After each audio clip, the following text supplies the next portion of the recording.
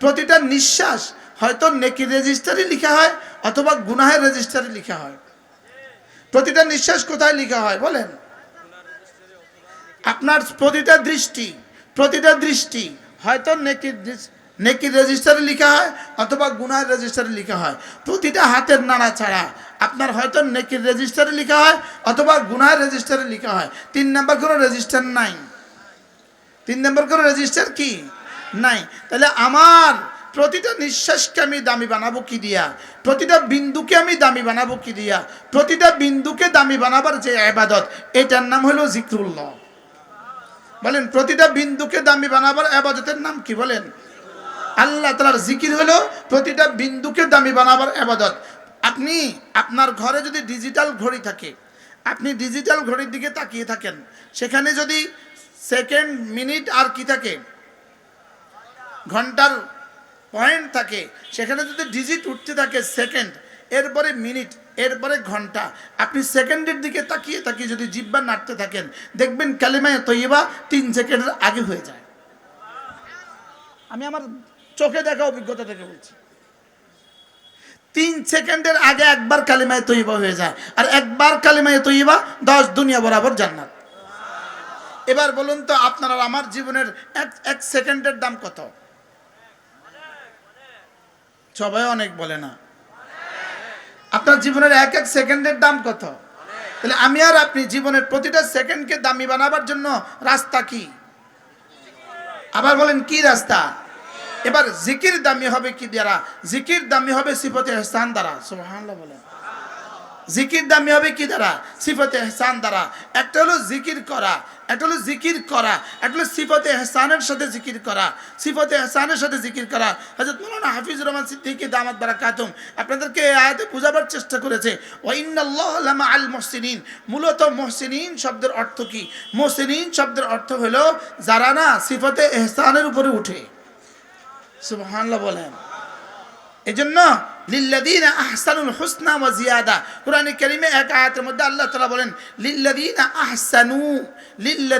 আহসানু, পড়েন তো, আল হুসনা ওয়া জিয়াদা। আল্লাহ তাআলা বলেন যারা না আহসানু করেছে, বলেন যারা কি করেছে বলেন। এখানে বাংলা, আমাদের বাংলা কোরআনে কারীমের তরজমার মধ্যে অথবা বিভিন্ন বাংলা কিতাবের মধ্যে আহসানুর একটা তরজমা লেখে। কি লেখে? যারা সৎকর্ম সম্পাদন করেছে। কিন্তু আহসানুর তরজমা সৎকর্ম সম্পাদন নয়। যদি আহসানুর তরজমা হয় সৎকর্ম সম্পাদন করেছে, তাহলে ও আমলুস সালেহাতের তরজমা কি হবে? কি? তাহলে ইন্নাল্লাযীনা আমানু ওয়া আমিলুস সালিহাত, যারা ঈমান এনেছে এবং সৎকর্ম সম্পাদন করেছে। এখানে হলো যারা নেকামল করেছে। তাহলে ঈমান এনেছে, নেকামল করেছে। তাইলে বোঝা গেছে আহসানুর ভিন্ন কোনো তরজমা আছে। আহসানুর তরজমা হলো যারা ঈমান এনেছে এবং আমলে সালেহ করেছে, সাথে সাথে সিফতে ইহসানের উপর উঠছে। কিসের উপর উঠছে বলেন? সিফতে ইহসান। এবার প্রশ্ন করবেন, হুজুর সিফতে ইহসান কি? সবাই এক বাক্যে বলেন তো, সিফতে ইহসান কি? আবার বলেন, প্রশ্নটা কি হইতে পারে? এবার দেখছেন নি কয়টা? আবার বলেন, মাদ্রাসাওয়ালারা ছাড়া অন্যরা বলেন। আবার বলেন, এই সিফতে ইহসান যদি হয়ে যায়, সিফতে ইহসান হয়ে গেলে হইতে পারে ইনি নামাজ পড়ছে, ইনি পাবে 27, ইনি সিফতে ইহসানের সাথে নামাজ পড়ে ইনারটা হয়ে গেছে 27 লাখ। ইনি সিফতে ইহসানের সাথে নামাজ পড়ে ইনারটা হয়ে গেছে 27 কোটি, ইনারটা হয়ে গেছে 27,000 কোটি, ইনারটা হয়ে গেছে 27 লাখ কোটি, ইনারটা হয়ে গেছে 27 কোটি কোটি।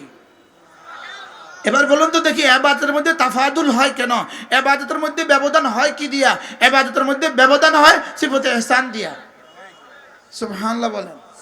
তাহলে আপনি আর আমি কি ইবাদতের মধ্যে ব্যবধান করতে চাই না? চাই না।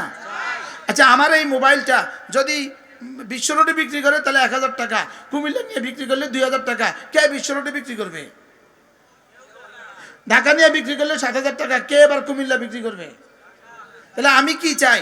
আমার প্রত্যেকটা দ্রব্যের মাল, আমার প্রত্যেকটা দ্রব্যের দাম বাড়ুক, এটা আমি চাই কি চাই না বলেন?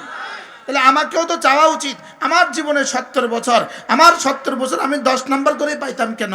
আমার প্রতিটা মিনিট আমি 10 নম্বর করে পাইতাম কেন? আমার প্রতিটা সেকেন্ড আমি 10 নম্বর করে পাইতাম কেন? আমার 10টা আমি 10,000 কোটি বানাবো। কি ভাই? আমরা কি বানাবো বলেন? শুধু 10,000 কোটি বানাবো না 10 লাখ কোটি বানাবো? আরে না 10 কোটি কোটি বানাবো। আরে না 10 কোটি কোটি কোটি বানাবো। এবার প্রশ্ন, কেমনে সম্ভব হুজুর? এটা কেমনে সম্ভব? যেই গুণের দ্বারা, যেই বৈশিষ্ট্যের দ্বারা, যেই কর্মের দ্বারা, যেই কাজটার দ্বারা আপনার ইবাদত দাম বাড়বে, ওই কাজটার নাম হলো সিফাতে ইহসান। সুবহানাল্লাহ বলেন। বলেন যেটার দ্বারা আপনার কি হবে? আপনার ইবাদতের কি হবে? দাম বাড়বে। সিদ্দিক আকবরের ইবাদতের দাম 1 নাম্বার কেন? সমস্ত নবীদের পরে সিদ্দিক আকবরের দাম সবচেয়ে বেশি কেন? শুধুই সিফাতে ইহসানের কারণে। ফারুক আজম তারপরে কেন? শুধুই সিফাতে ইহসানের কারণে। হযরত ওসমান কেন? শুধুই সিফাতে ইহসানের কারণে। আলী কেন? সিফাতে ইহসানের কারণে। সাহাবা কেন? সিফাতে ইহসানের কারণে। কি ভাই, সাহাবাদের এক মুষ্টি, এক মুদ আমাদের পাহাড়ের চেয়ে দামি কেন? সিফাতে ইহসানের কারণে। সুবহানাল্লাহ বলেন। বলেন সাহাবাদের এক, আমি মুদের তর্জমা করছি না, পরে আবার কালকে কইব মূর্খ। আমি এমনও মূর্খ, কিন্তু আমি মুদের তর্জমা মুষ্টি করছি না, মুষ্টি বুঝাবার জন্য বলছি আর কি। মনে বুঝেন না আমার কালকে কি কইব? এক বলেন এক মুষ্টি, সাহাবাদের এক মুষ্টি গম দেওয়া আমাদের উহুদ পাহাড়ের চেয়ে দামি কেন? হযরত ওমর রাদিয়াল্লাহু তাআলা বলতেন, সিদ্দিক আকবর যদি তার এক রাতের আমল আমাকে দিয়ে দেয়, আমি ওমর আমার জীবনের সব আমল তাকে দিয়ে দিব। তো হযরত ওমরের আমলের দাম কেমন? কি ভাই, ওই আমাদের একটু আগে না নাশিদ পড়লো সে, কি ভাই হযরত ওমরের আমলের দাম কেমন? ইন্না শাইতানা লা ইয়াখাফুক, শয়তান ওমরকে ভয় করে। ওমর যে রাস্তা দিয়ে যায় এই রাস্তায় শয়তান আর হাঁটে না। তাহলে হযরত ওমরের দাম কেমন? লেকিন হযরত ওমর কি বলেন? আবু বকর তার এক রাতের আমল আমাকে দিয়ে দিলে আমি আমার জীবনের আমল তাকে দিয়ে দিব। আর এবার হযরত আবু বকর কি বলতেন? ওমর আপনি না যদি কিয়ামত পর্যন্ত আনেওয়ালা গোটা উম্মতে মুসলিমা যদি তাদের জীবনের সমস্ত আমল দিয়ে দেয়, গারে সওরের এক মুহূর্তের আমল, যেদিন রব আমাকে বলেছিলেন ইদ ক্বালা লি সাহিবি লা তাহজান, এই সেকেন্ডের আমল আমি পৃথিবীর সমস্ত মুমিনকেও দিব না। সুবহানাল্লাহ বলেন। কি ভাই, তাইলে বোঝা গেছে দাম বাড়ে কি দিয়া? আবার বলেন কি দিয়া? এখন একজনের কাছে মূল কাঠ নাই, মূল ইট লাগাইছে 14 নম্বর ইয়া, উপরে দিয়া ইটালির টাইলস লাগাইছে। এটা হবে কি? এটা হবে? ভিতরে লাগাইছে 14 নম্বরের ইট, উপরে দিয়ে লাগাইছে ইটালির টাইলস, টিকবো নি বেশি দিন। তাহলে বোঝা গেছে আরো কিছু লাগবে। 1 নম্বরে আমার বাহিরেরটা ঠিক হবে, 2 নম্বরে আমার ভিতরেরটা ঠিক হবে। যদি বাহিরেরটা ঠিক না হয়, ভিতরেরটা যদি 100 হয়, নাম্বার মিলবে না। যেমন ধরেন একজনে মহাব্বতের সাথে পড়ছে, 100 সিফাতে ইহসানের সাথে পড়ছে, লেকিন পড়ছে আলহামদুলিল্লাহি রাব্বিল আলামিন। বুঝে বলেন? এবার সেই নম্বর কত পাবে? 0 পাবে, 0। আগে কি বানাও? আগে দেয়াল বানাও, পরে রং লাগাও। আগে ফার্নিচার বানাও, পরে রং লাগাও। আগে ইবাদতের বডি বানাও, পরে সিফাতে ইহসান লাগাও। ইবাদতের বডি তৈরি হয় মাদ্রাসায়। সুবহানাল্লাহ বলেন। ইবাদতের বডি তৈরি হয় কোথায় বলেন? মাদ্রাসায়। আর ইবাদতের বডি তৈরি হয় মাদ্রাসা। ইবাদতের সাথে সিফাতে ইহসানের রং লাগে কোনো না কোনো আল্লাহ ওয়ালাদের সোহবতের বরকতে। কি ভাই বুঝাতে পারছি আমি? বলেন ইবাদতের বডি তৈরি হয় কোথায়? মাদ্রাসায়। আপনি মাদ্রাসায় যাবেন না, আপনার ইবাদতের বডি তৈরি হয়ে যাবে। এটা কেমন জানেন? এটা হলো মান্দার গাছ থেকে আপনি আঙ্গুর যেদিন পাবেন, মাদ্রাসা না গিয়ে ইবাদতের বডি তৈরি হবে সেদিন। কি মান্দার গাছ থেকে আঙ্গুর পাবেন কোন দিন? জোরে বলে। মান্দার গাছ থেকে আঙ্গুর পাবেন কবে? মান্দার গাছ থেকে আঙ্গুর পাবেন যেদিন মাদ্রাসায় পড়া ছাড়া আপনার ইবাদতের বডি তৈরি হবে সেদিন। মনে রাগ করছেন কেউ? আপনি বলে আমরা যে মাদ্রাসায় পড়ি না, শুধু আমগো কি অবস্থা, হাসানের ময়দানে গিয়ে দেখবেন আমগো কি অবস্থা। মাথে না এখন তো কি অবস্থা গেলে আপনি নারাজ হবেন। আচ্ছা আমরা যারা অঙ্ক করি, অঙ্ক করাই, যারা অঙ্ক করছেন ছাত্র জীবনে, যারা অঙ্ক করছেন 8, 9 অঙ্ক করছেন, 9, 10 অঙ্ক করছেন, আচ্ছা আপনি বলেন তো দেখি অঙ্কের মধ্যে কয়টা লাল দাগ দিলে নিচে দিয়া পুরা নম্বর দেয়? ভুলের মধ্যে লাল দাগ দিছে, লাল দাগ 1টা 2টা 3টা 4টা 5টা 6টা 7টা, কয়টা দাগ দিলে নিচে পুরা নম্বর দেয়? যদি একটা লাল দাগ দেয় পুরা নম্বর দেয়, অর্ধেক নম্বর দেয়, 60 ভাগের 1 ভাগ দেয়, কত দেয়? লাল দাগ একটা আর নিচে 0 0। বুঝতে পারলাম না তো। লাল দাগ কয়টা? একটা। নিচে কি? নিচে 0 0। এবার বলুন তো দেখি আপনারা, আমার সূরা ফাতিহার মধ্যে লাল দাগ কয়টা? হাও কয় না, নাও কয় না। আপনারা আমার সূরা ফাতিহার মধ্যে লাল দাগ কয়টা? তো লাল দাগের যদি অভাব না হয় নাম্বার দিব কয়টা? কি কি দিব? আপনি যে প্রথম শব্দই পড়লেন সুবহানাকাল্লাহুম্মা,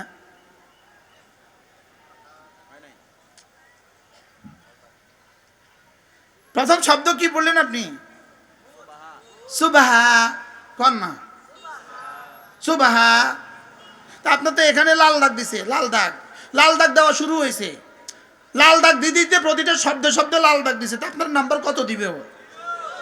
হ্যাঁ, এজন্য সময় থাকতে ঠিক করেন। আমি বলি কোরআন পড়বে কে কে? কোরআন শুদ্ধ করবে কে কে? আমি তুমি সে বলেন। সবাই বলেন না, সবাই দেখান আমি, দেখান বলেন আমি, তুমি, সে। এবার ঘরে গিয়ে বলবেন শুনো আজকে ওয়াজে শুনছি কোরআন ঠিক করতে হবে আমি। 2 নাম্বার বিবিকে বলবেন তুমি, 3 নাম্বার ওরা বাচ্চারা। বলেন কোরআন কে কে ঠিক করবে বলেন। আবার বলেন কে কে? আরো জোরে বলেন কে কে? এবার আমি কে? আমি যদি রিক্সাওয়ালা হই আমিও কোরআন ঠিক করব। আমি যদি সিএনজি ওয়ালা হই আমিও কোরআন ঠিক করব। আমি যদি ডিসি হই আমিও কোরআন ঠিক করব। আমি যদি উপদেষ্টা হই আমিও কোরআন ঠিক করব। আমি যদি প্রধানমন্ত্রী হই আমিও কোরআন ঠিক করব। সে যদি রিক্সাওয়ালা হয় সেও কোরআন ঠিক করবে। সে যদি উপদেষ্টা হয় সেও কোরআন ঠিক করবে। এবার বলুন তো দেখি কোরআন ঠিক করবে কে কে? আরো জোরে তুমি কে কে? যা আছে। এবার সে কে কে? যা আছে। এবার আমি কে কে? আমরা আগে একটা শব্দ বলতাম, আমরা আগে বলতাম ভাই নিজের 2টা ছেলে থাকলে একটাকে কোরআন পড়াও, 2টো বাচ্চা থাকলে একটাকে কোরআন পড়াও। আমি এখন আমার বুঝে আসতেছে, আমরা যখন এই বক্তব্য দিতাম তখন রব্বে কারিম যেন বলতেন তুই আমার তামিম রে তাকসিস করলি কা? আমি করছি সকলের জন্য, তুই এটারে একজনের লাই কইলি কা? এবার বলেন তো দেখি কোরআন পড়বে কে কে? তাহলে আমাদের বাচ্চারা যারা মাদ্রাসা পড়ে শুধু ওরা কোরআন পড়বে কেন? ওদের আব্বাও কোরআন পড়বে, ওদের আম্মাও কোরআন পড়তে হবে। কি ভাই বলেন কোরআন পড়তে হবে কে কে বলেন? তাহলে ডক্টর ইউনূস তাকেও কোরআন পড়তে হবে। কি ভাই কে কে কোরআন পড়বে কে কে বলেন? আমি তুমি সে। তাহলে আমাদের প্রাণের দাবি আমাদের প্রাইমারি স্কুলের প্রতিটা বাচ্চা কোরআনে কারীম শিখতে হবে। আমাদের হাই স্কুলের বাচ্চারা কোরআনে কারীম শিখতে হবে। আমাদের কলেজের বাচ্চারাও কোরআনে কারীম শিখতে হবে। আমাদের ইউনিভার্সিটির স্টুডেন্টরা তারাও কোরআনে কারীম শিখতে হবে। আমাদের পুলিশ প্রশাসন, পুলিশের প্রতিটা সদস্য তারাও কোরআন শরীফ শিখতে হবে। আমাদের সেনাবাহিনীর প্রতিটা সদস্য তারাও কোরআন শরীফ শিখতে হবে। আমাদের সিভিল প্রশাসন তারাও কোরআন শরীফ শিখতে হবে। সুইপার থেকে সচিব সকলকেই কোরআন শরীফ শিখতে হবে। বলেন কোরআন শরীফ শিখবে কে কে বলেন? এবার শের মধ্যে কে কে পড়ে? কি? তাহলে কোরআন শরীফ শিখতে হবে কাকে কাকে? বলেন আমাকে, বলেন আমাকে, তোমাকে, তাকে। এখন আপনারা যারা আছেন বয়স্ক যারা আছেন আপনারা কোথায় শিখবেন? এই জন্য প্রত্যেকটা মাদ্রাসার সাথে ইনশাআল্লাহ পরিকল্পনা চলছে। ইনশাআল্লাহ প্রত্যেকটা মাদ্রাসার সাথে বড়দের তালিমের ব্যবস্থাও চালু হবে। হযরত মাওলানা আব্দুল মালিক হাফিজাহুল্লাহ খতিব বাইতুল মুকাররমের খতিব আলহামদুলিল্লাহ তিনি এই মিশন চালু করেছেন যে প্রত্যেকটা মাদ্রাসার সাথে যেভাবে আমাদের মাদ্রাসা 1 ক্লাস 1 2 3 আছে, আমাদের মাদ্রাসা নুরানি প্রথম দ্বিতীয় তৃতীয় জামাত আছে, ইয়াজদাউন দাউম সুহারাম সুয়াম আছে, সব যেভাবে আছে এভাবে আরেকটা শোভা বা কায়দা চালু হবে। যেই শোভা হবে তালিমউদ্দিন, যেই শোভা এই উম্মতের প্রতিটা শ্রেণী যে যখন সময় দেয় তখন ওই সময়ে তাকে এখানে দ্বীন শেখানো হবে। কি ভাই কেমন হবে? ইনশাআল্লাহ। প্রাইমারি স্কুলের মাস্টার ইনি তো তার স্কুলে যান সকাল 10টা থেকে 4টা, তাহলে বাকি সময় ইনি ফ্রি আছেন। বাকি সময় ইনি সকালের সময় অথবা রাতের সময় যখন তিনি সময় পান তিনি এখানে পড়তে আসবেন। তাহলে প্রতিটা সমাজের প্রতিটা মানুষ এখানে কোনো না কোনো সময় পড়তে আসবে।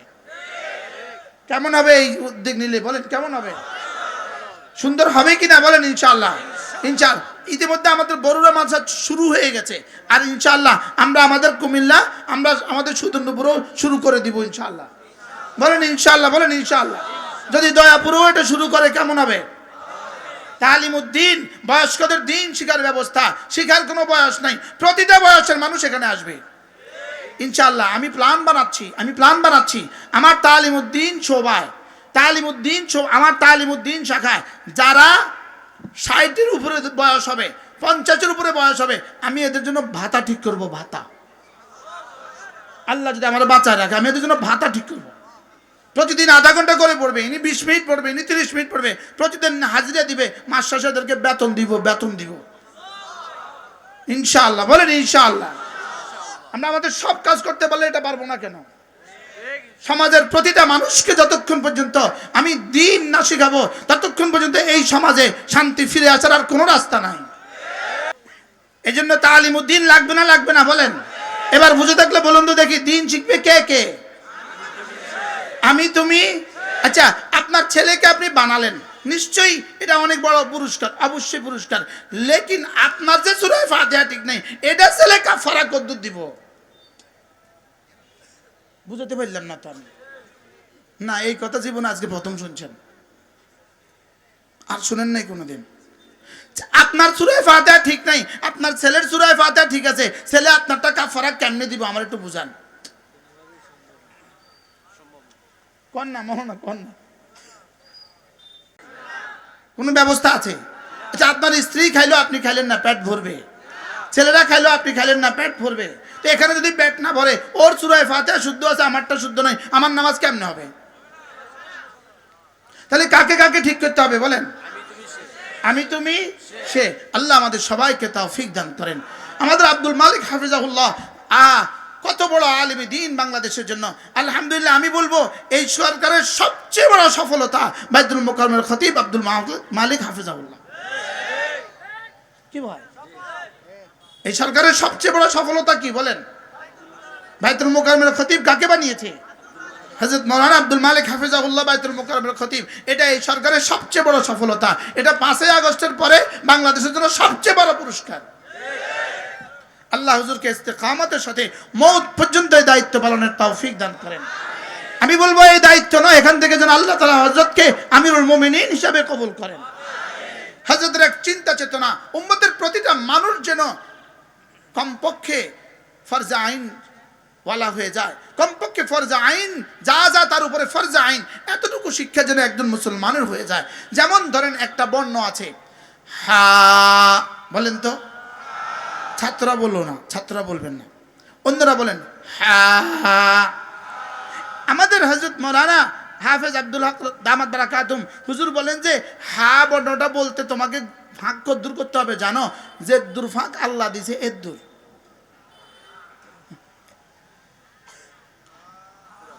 পুরা খোলেন, হা হা, না খোলে না, ছাত্ররা বললো না তো, হ্যাঁ। আবার বলেন। এবার দেখেন, হযরত বলেন যে যদি একটা হ্যাঁ বর্ণটা যদি তোমার শুদ্ধ হয়, তাহলে তোমার সানা শুদ্ধ, তোমার ফাতিহা শুদ্ধ, তোমার রুকু শুদ্ধ, তোমার তাসবিহ শুদ্ধ, আর সিজদা শুদ্ধ, আর তোমার তাশাহুদ শুদ্ধ। সুবহানাল্লাহ। তাহলে একটা বর্ণের সাথে কত কিছু সম্পর্ক আছে, হ্যাঁ? আছে না নাই?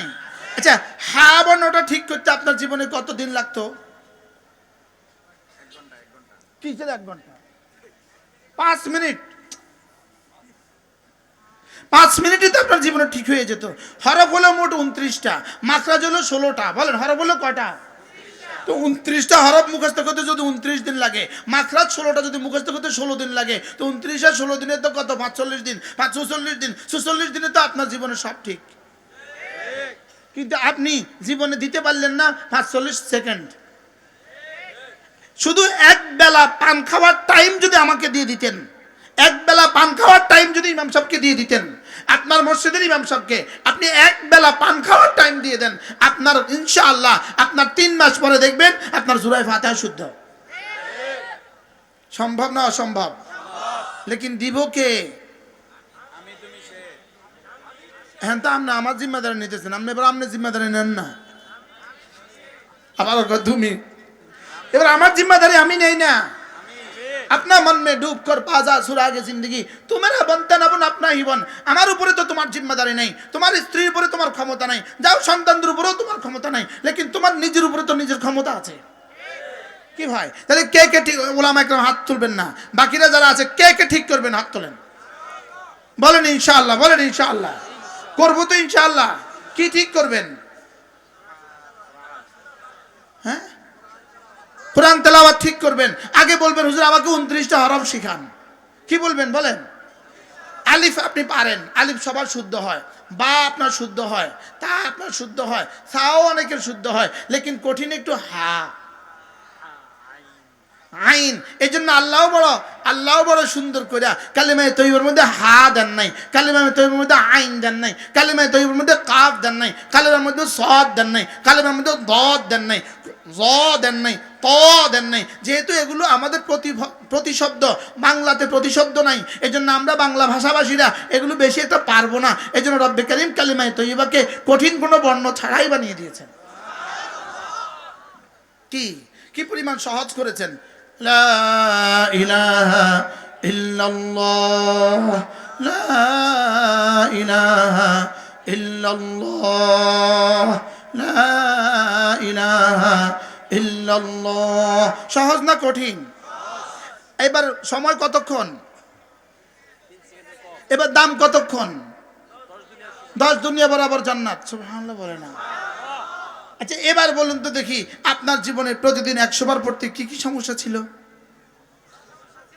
হ্যাঁ যদি একসাথে বসতে না পারেন একসাথে 100 বার না পারেন যান 10 টাইম মিলে 100 বার পড়েন আল্লাহ হুজুর আর কত সহজ করতাম কি মাঝে মাঝে 2 মিনিট করে পড়েন আবার এই 2 মিনিট পরে আবার কাজ করেন এরপরে আবার পড়েন 10 টাইম মিলে 100 বার পড়েন যান সহজ করে দিছি যান পড়বো তো ইনশাআল্লাহ আমাদের হযরত মাওলানা জুলফিকার নকশবন্দি দামাত বারাকাতুম তিনি বলেন যে তুমি তো জীবনে টার্গেট করো তুমি এটা করবা টার্গেট করো তিনি বলেন যে তুমি এটাও টার্গেট করো তুমি প্রতিদিন কালিমায়ে তয়্যিবা 100 বার পড়বা এটাও টার্গেট করো বলেন না ইনশাআল্লাহ বলেন ইনশাআল্লাহ পড়বো তো ইনশাআল্লাহ প্রত্যেকেই নিয়ত করেন যে আমি কোরআনে কারীম শুদ্ধ করবই করব এখন তো আমাদের কথা আপনাদের কাছে একটু কষ্ট লাগে ভাল লাগে না অচিরেই দেখবেন যে কোরআনে কারীম পড়তে পারে না যে কোরআনে কারীমের হা আইন আর কাফ সাদ আর দাদ যারা পারে না যারা সূরা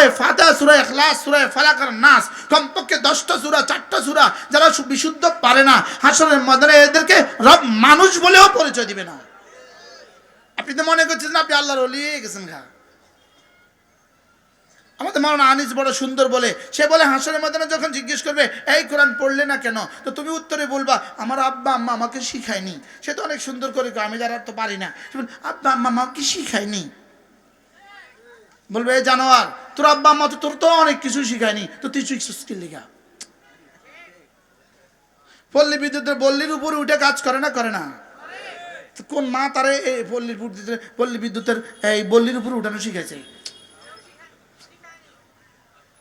মাতে না কে শিখেছে তারে কোন মা তারে অটো চালানো শিখেছে তুমি তোমার নিজের প্রয়োজনে তো পৃথিবীর হাজারো কিছু তুমি শিখতে পারলে তো নিজের প্রয়োজনে কোরআনে কারীম শিখতে পারলে না কেন কি ভাই কোরআন শরীফ শিখবো তো ইনশাআল্লাহ বলেন হ্যাঁ আদর করে তো মাশাআল্লাহ বহুতই ওয়াজ করছি আমি একটু বেশি করে ফেলছি ওয়াজ আদর করে বহুতই ওয়াজ করছি আপনাদেরকে মাথার তো তুলে দিছি আপনার হা শুদ্ধ নাই আমি আপনার জান্নাতে লিখে দিছি মাথা খারাপ বাস্তব না বাস্তব বলেন আমি আপনাকে জান্নাতে লিখে দিছি অথচ আপনার হা শুদ্ধ নাই আপনি পড়ছেন তেমনি পড়ছেন সুবহানাল্লাহ বলেন না বাস্তব না বাস্তব হ্যাঁ পড়েন সুবহানাল্লাহ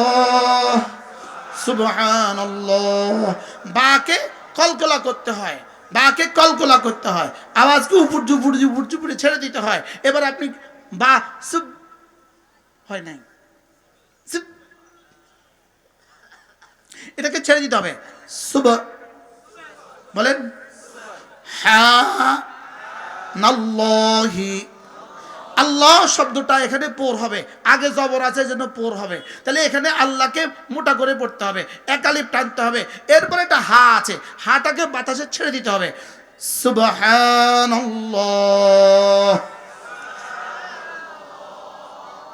আপনার আগেরটা পড়েন না, নতুন করে পড়েন, নতুন করে নিজেটা থেকে বের হয়ে আসেন। সুবহানাল্লাহ। বলবে দয়াপুর মাদ্রাসা শতবর্ষের মাহফিলে আপনি আমাদেরকে সুবহানাল্লাহ শিখাইতেছেন না। আরশের মালিক কইব, ওরে এখান থেকে কিসের আওয়াজ আসে দেখ।